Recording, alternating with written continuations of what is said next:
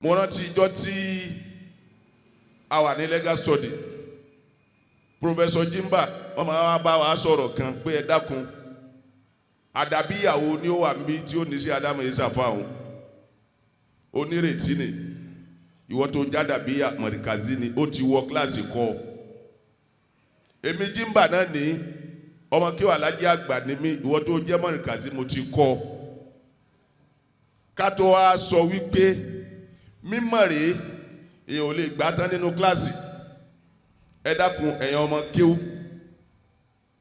a lè gba mímọ̀ tán nínú kíláàsì alẹ́ ẹ̀lì àbá àbílẹ̀ torí àsìkò yukhaz min afwa irrijal ojúlówó mọ̀ sallu ala nabiyil karim sallallahu alayhi wa sallam gbogbo ìjókòó ẹja ní sallallahu alayhi wa sallam sallallahu alayhi wa sallam ẹ dákun torí Ọlọ́run la ẹ dákun torí t'Ọlọ́run ẹja tún wí lẹ́ẹ̀kan sí sallallahu alayhi wa sallam ṣé ẹ dákun torí Ọlọ́run lábẹ́ asalatu anabiwa Muhammad sallallahu alayhi wa sallam mo kí gbogbo ìkàlẹ̀ oríire táwa yìí ìkàlẹ̀ ìdùnnú ìkàlẹ̀ àlùbáríkà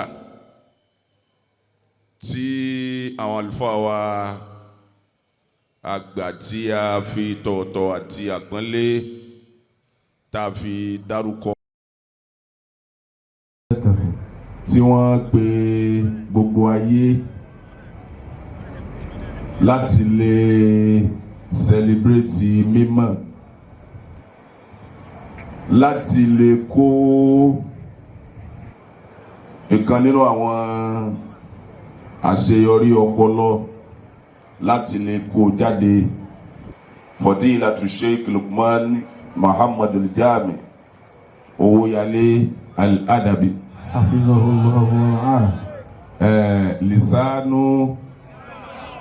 Lisanu Zumrat ẹni tí ó bá sí lórí Facebook ni ò ní rí pé bàbá tún jẹ oyè ńlá lájọ ní mo kí gbogbo àwa tí wọ́n pè tá a ti dé àtàwọn tí wọ́n ń bọ̀ kódà àtẹni tí dí kan sídi kejì oníjó lè débí gbogbo wa náà ni mo kí mo wá gbé kíkí látọ̀dọ̀ bàbá wa àgbà tó já sí pé lénìí bí wọ́n ti ń jẹ́ bàbá gbogbo ayé akramakumullah bàbá oníǹkan ìdí ni wọ́n bàbá wa tí a fi tọ̀wọ̀tọ̀wọ̀ àtàpọ́nlé dárúkọ wọn Fadilatu Sheikh Al-Walid Al-Aziz wal-Murabbi Al-Qadir Sheikh Zakaria Yusuf adamallahu hayatahu Adébáyọ̀ adamallahu hayatahu mo kí kalẹ̀ bàbá lẹ́gbẹ̀ẹ́ wọn mo kí àwọn ọ̀gá wa láti Lagos State University Fadilatu Sheikh Dr. Oniyide adamallahu hayatahu Ọlọ́run jẹ́ á rí yín pẹ́ o àmín Ọlọ́run má jẹ́ ó bàjẹ́ fún yín àmín Ọlọ́run kó wa san yín lẹ́san olóore jù ìtẹ̀yìn ṣe fún wa lọ àmín mo kí àwọn sẹ́ríkì gbáwúsá ìmọ̀bó ní bá ti kí wọn mo sábà pé bí wọn bá ti ní sẹ́ríkì Haúsá wa uhayyikum wa uhayyi ma fikum min mulkin wa jalalatin wa izzatin akramakumullah wa adama Allah hayatakum wa halawatakum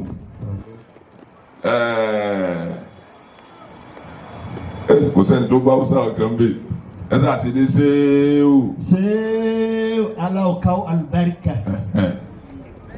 Allah gafarta mala àtúgbọ́ méjì lọ́rùn. Ọlọ́run jẹ́ àárí Sẹ́ríkì Àwùsá wa pẹ́. Àmín. Gbogbo àwọn tí wọ́n tẹ̀lé wọn wá náà ni mo kí bàbá wa ìmáàmù àgbà lẹ́gbẹ̀ẹ́ bàbá wa Owoyale lọ́hùn-ún. Bàbá wa àgbà mo kí yín o, Ọlọ́run jẹ́ àárí bàbá pẹ́. Àmín. Bàbá wa ní Afẹ́nifẹ́re mo kí yín. Mo wá kí ìmáàmù Central Mosque bàbá wa Ọbásanjọ́, Ọlọ́run jẹ́ ṣe pẹ́. Àmín. Mo kí bàbá wa náà, mo kí àwọn ṣèkò wa kọ́sẹ̀.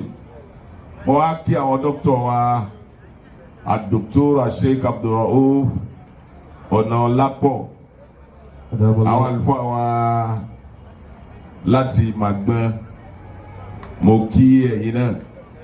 Kárí gbogbo ẹ̀yin àlùfáà, Bàbá Ọba of Lagos, Sheikh Ahmed Tijani, mo ti rí àwọn náà. Ọlọ́run jẹ́ àárí wọn pẹ́. Àmín. Gbogbo àwọn èèyàn ọlọ́lá wa ni mo kí Bàbá Ọba of Lagos.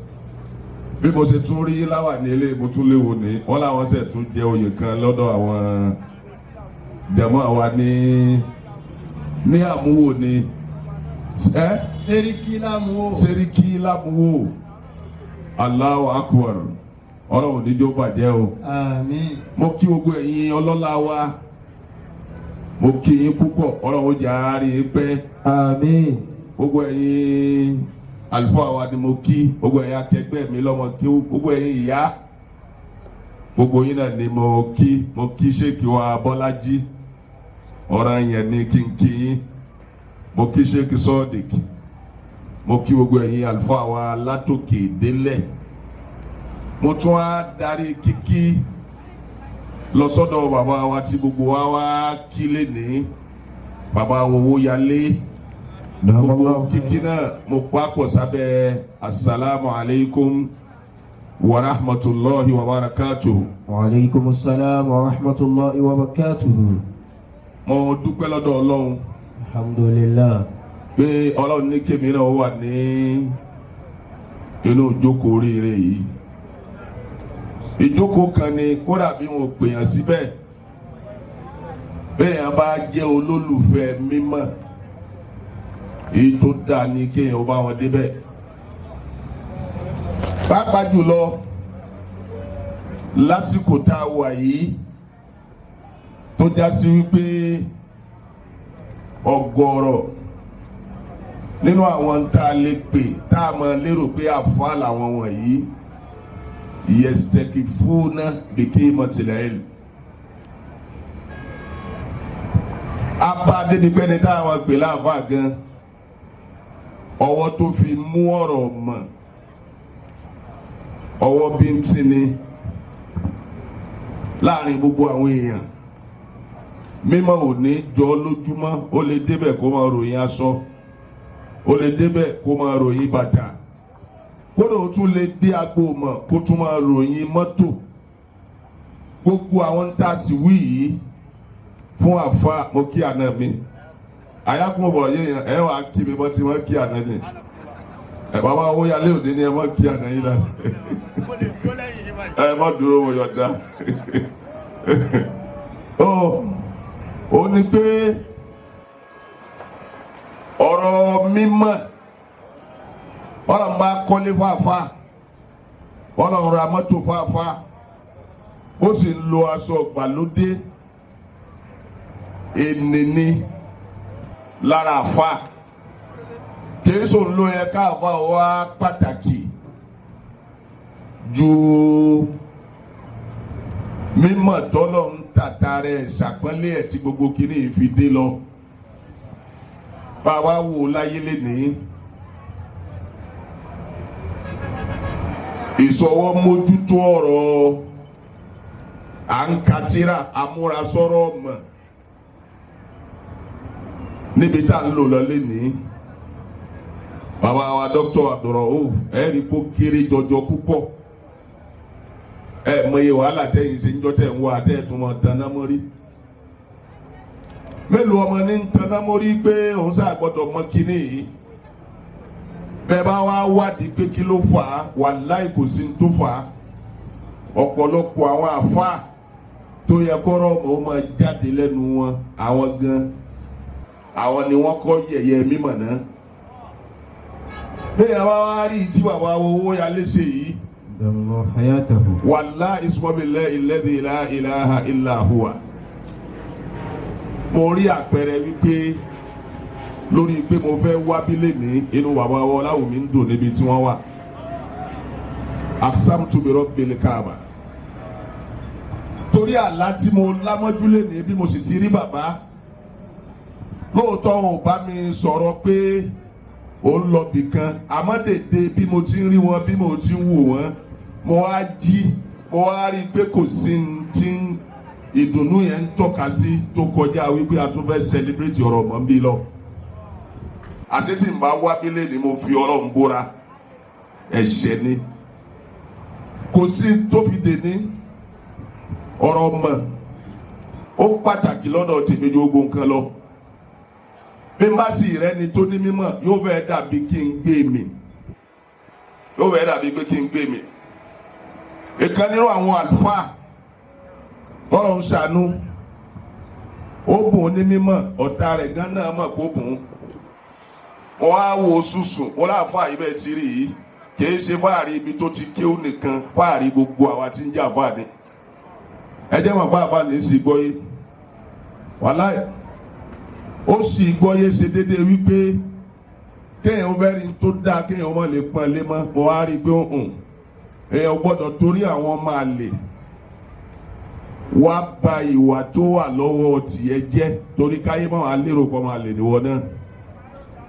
bàbá Owóyalé mo kí yín púpọ̀ jazakumullahu kulla khair. Àmín. gbogbo wa ló yẹ á kí yín lásìkò tí èèyàn pàtàkì mímọ̀ mọ́ tó bá já sí pé wọ́n pàtàkì ẹ̀ ni lóòótọ́ tí ó fi tóbi wákàtí méjì nísìn ibi yìí ò ní gba kò ní gbàyàn mọ́ àmọ́ gbogbo tí ń jọmọ kéwù tani orí lórí Facebook ó yẹ ká ti wá tò kalẹ̀ ń bí nítorí kí ló fa ọ̀rọ̀ mọ́ ni nígbà tá a sì wọ aṣọ lè kíw nínú àwọn tá a máa lọ pàdé láwọn ààyè mọ̀ bàbá Owóyalé náà jẹ́ kan nínú àwọn an-nadawatul ilmiya ló fi já sí pé gbogbo ẹni tẹ́ ẹ bá rí láyé tó bá ilé ní àsọ̀bíyà onítọ̀hún kò wá expose ni.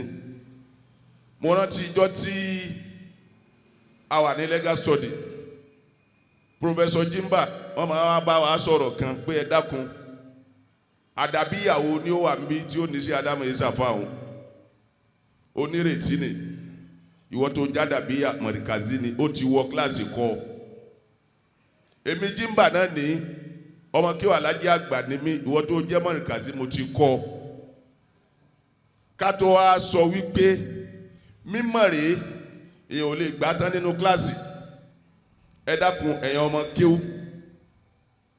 a lè gba mímọ̀ tán nínú kíláàsì alẹ́ èlì àbá àbílẹ̀ torí àsìkò yukhaz min afwa irrijal ojúlówó mọ̀ ẹnu àwọn èèyàn yéèyàn lèèyàn ti mọ̀ gbà á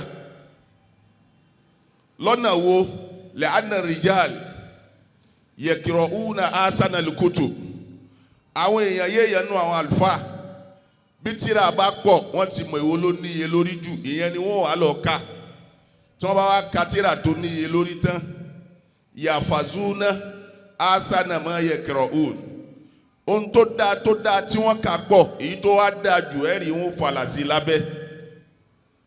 sí lábẹ́ wọ́n fi owó ẹ̀yàn ọmọ kéwù bí tírà wa Owóyalé bá dọ́dọ̀ yín àwọn tírà tí wọ́n rà lé ẹ̀ mọ̀ rápẹ̀rẹ̀ báyìí ń bẹ̀ gbogbo bí tẹ́ ń rí báyìí nì àwọn èyí tó níye lórí nu wọ́n wá ha tí wọ́n bá wá ha tán tábà wá dòde tí wọ́n sọ̀rọ̀ yatakallamuna bi ahsani ma yahfadun èyí tó dáa jù nínú tí wọ́n há yẹn bí wọ́n bá ti lé mú máìkì dání yóò máa ṣe sọmí àwọn máa wá ṣẹ̀ṣà ẹ̀ èyí tó dáa jù ní ó ní wọ́n máa wá sọ jáde èyí tó gbé mi lọ bí ọ̀rọ̀ yìí ni pé níjọ́ tá ń bẹnu ọmọ kíó inú àwọn tá a jàǹfààní lọ́dọ̀ wọn bàbá Owoyale jẹ́ kan. Torí mo rántí pé njọ́ tá n bẹ sàrí ìgànmọ́ secondary school ni mo lọ. Bàbá wa kúrò níjọ́ Jímọ̀. Bàbá wa Abdul Maliki Olúre. Àbá kan bẹ ìfojú kan mọ́dísìn ọmọ àbọ̀ Olúre ní àjọ wa kíláàsì ní Abdul Rashid Abdul Malik. Àwa kúrò ń bẹ̀ àmọ́ wa sáré lọ sí Arárọ̀mí Central Mosque. Kí mọ̀mú o tó jáde bàbá oníyangi ni wọ́n máa ń ṣe wáàsí. Àmọ́jọ́ tí bàbá oníyangi ò bá ti sínlé bàbá Owoyale ni wọ́n máa ń ṣe. Ńjọ́ tèmi bá ti rí i pé bàbá yìí ni ó tún ṣe wáàsí lé ní inú mi ó máa wá dùn púpọ̀. So kò sí ní tó fà á ìfẹ́ mọ̀ ní ń jẹ́ bẹ́ẹ̀ tí ò bá já sí pé èèmọ̀ téèyàn fi ṣẹ̀yàn ni. Àbá wa Sheikh Abdulrafil alápẹ̀rẹ̀ wàhálà ìjókòó wọn mò ń lọ. Ọmọ wa kan náà wá dá púpọ̀ ń bẹ ní Àjà ìgbà tó náà dalẹ̀ kí ó lè onírọ̀ dọ́tun lè Rishad Wale Saad. Ìjókòó rẹ̀ sì ní ìráyè lọ níbi tí ìjókòó yìí dùn mọ́ mi nínú dé ìbá dúró ká ìparí ni nítorí pé pàtàkì ọ̀rọ̀ mímọ́. Dókítà bàbá oníyìnde orin kan bẹ dá kanú tíra kí lórin náà ó ní àṣírú yá fazuma àwùdázàmọ́ nùbí. wàṣírù àfúkàrùmá yóò bí àníkàrọ̀mí láwùlá mọ́kànlù zuhairin fi kọ̀sọ́ ìdí mọ́kúntà tàrí fojú dáńkà nàmínì àrọ̀mí. Aka nínú olùwàbùlẹ̀ Adabu mo ti kọ́ bá pàdé ká tó wá kànú tíra rẹ̀ gbẹ̀tẹ̀ gbá. Tí ń sọ fún wa pé àṣírù yá fazuma áwùdá zamanu bihi. Ohun tígbà ti gbàgbé tígbà ti parẹ́ tí ò sí kíní yẹn láyé mọ́. Orin onímọ̀ sọ kíní yẹn kalẹ̀ fún wa tí ò ní já gbàgbé ẹ̀. Wàṣírù àfúkàrùmá yóò bí àníkàrọ̀mí. Àpèjúwe ẹ̀ nínú orin lẹ́wà. Ogo ẹ̀yin táwa náà lè máa sọ pa jùlọ lọ́jọ́ orí ń bí. Ẹ rí gbogbo stéètì kọ̀ọ̀kan kò sí téèyàn ó fẹ́ wọ bẹ̀tẹ̀ ní rí pé welcome to Ọ̀yọ́ state, welcome to Kwara state, welcome to Kaduna state. Àmọ́ stéètì kan bẹ wọn ò ní kọ síbẹ̀ pé welcome to state yìí nínú gbogbo Nàìjíríà stéètì ẹyọ kan náà ni ó náà ní Lagos state. Àmọ́ nísìnyí ó ti wá padà wà ń bẹ̀ nísìnyí. Ohun tí èèyàn ó fi mọ̀ pé kò sí ń bẹ̀ tẹ́lẹ̀ orin kan wà tí ó tó ṣẹ́kì nìyẹn kù fún wa òun náà lórí Òbésèré. Ó ní kò sí stéètì tẹ́ ẹ mọ̀ lọ láyé wọ́n sọ fún yín pé welcome to so state. Àfi Lagos state nìkan lẹ̀ ní rí welcome to Lagos state. Ẹ kàn rí àwọn òòṣà mẹ́ta kan ni. Ìkan ó sọ fún ẹ pé o gbọ́dọ̀ rìn dìn. Ìkan ló gbọ́dọ̀ sọ ẹgbẹ́, ìkan ló gbọ́dọ̀ ya mógùn. Lẹ́yìn ìgbà tó Òbésèré kọ orin yẹn òun náà ni wọ́n lọ gbé welcome to Lagos state síbẹ̀. Pé ó ṣàyíkọ́ ló yẹ kọjá mọ̀ pé àti wèkó. Bọ́ kí mo fẹ́ lò ń bẹ̀ orin Òbésèré yẹn ẹni tí ò tí ì dáyé ńjọ́ náà tó bá gbọ́ yóò mọ̀ sọ sí lágbárí wípé ó dàbí pé ibi yìí ti fìgbà kan wà tí ò sí welcome to Lagos state ń bẹ̀. Ẹ dákun kí ló sọ kalẹ̀ fún wa. Orin. Àmì mi wá tako orin yẹn. Àṣírù yá fazuma àwùdá zamanu bí. Ó mo ti tako mo ní àṣír ń ta kà ní pé orin ń tó bá parẹ́ orin ni ò ní jẹ́ àgbàgbé kíní yẹn ni ó sọ kalẹ̀ fún wa. Kọ́ọ̀lù unakidu bìlẹ̀ àti ìkíwání. Sẹ́ẹ̀rọ̀ ọ̀rọ̀ yìí èmi tako. Lọ́nà wo ni mo fi tako? Innal kitaba bima'na lafuzi ya fazuma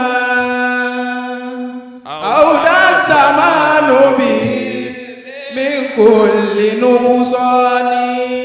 Ẹ̀rí tíra kìí sorin tíra ni wọ́n lẹ́ni tí ó ra igbá tó sàmì sí gbá. Ṣé ẹ mọ̀ pé tí gbá bá sọnù ó dìgbà tó bá rí igbá kó tó rí àmì tó wà lára igbá yẹn. Tórin bá ń jẹ́ àmì, igbá ó sì máa jẹ́ tírà, tí ń túmọ̀ wípé bẹ́ẹ̀ ò bá rí tírà tí wọ́n kọ orin sí, èèyàn lè má alábàápàdé orin yẹn mọ́tálíkì àmọ́ Ọlọ́run ó fi dé. Tọ́ba ní kí ni máa wá sọ nǹkan tí èjì àgbàgbé ẹ̀, àṣẹ tírà ni innal kitaba. bimana lafusi afazuma awuda samanu bi min kulli nuqsani. Ó túmọ̀ pé èyí tí bàbá Owoyale tún ṣe yìí nínú tí ò ní jẹ́ kí wọ́n tún parẹ́ mọ́ láyé ni subhana rabbika rabbil izzati amma yasifun wa salamu ala al-mursalin walhamdulillahi rabbil alamin. ẹ jẹ́ gbọ́ lọ́n tóbi púpọ̀. Ẹ jẹ́ ìyàbọ̀ bí a máa wá fídíò ìyàbọ̀ tó ń bí kò wá. وكل فلان yóò dá kí bàbá wa Lukmon náà jáde pẹ̀lú yín. شو كمال إذا أفادك بفائدة من العلوم فلا زيجك أبدا فكل فلان جزاك الله خير جزاء خير جزاء دنيها وألك الكبر ولا سداء أفادنيها وهلك الكبر والحسد. àwọn sì wà lórí fìtì àwọn. Allah ẹ bá gbọ́ ló ń tóbi. Allahu Akbar. Bàbá àgbà Ọláwùmí ẹ jẹ́ àgbé sáfẹ́fẹ́. wọ́n láwọn lọ́njì tíra náà pẹ̀lú 20,000 solid naira. with the sum of 20,000 naira. Masha Allah. Bàbá Ọláwùmí nù. wa kulli fulanun jazakallahu salihatan. Kójú agbo náà lè balance. Dákun. afadaniha wa alikil kiburu. Wọ́n ní ká fún wọn ní tíra. afadaniha. Ká fún bàbá àgbà Ọláwùmí ní tíra. Àwọn elétò. kiburu wala asada. وكل فلان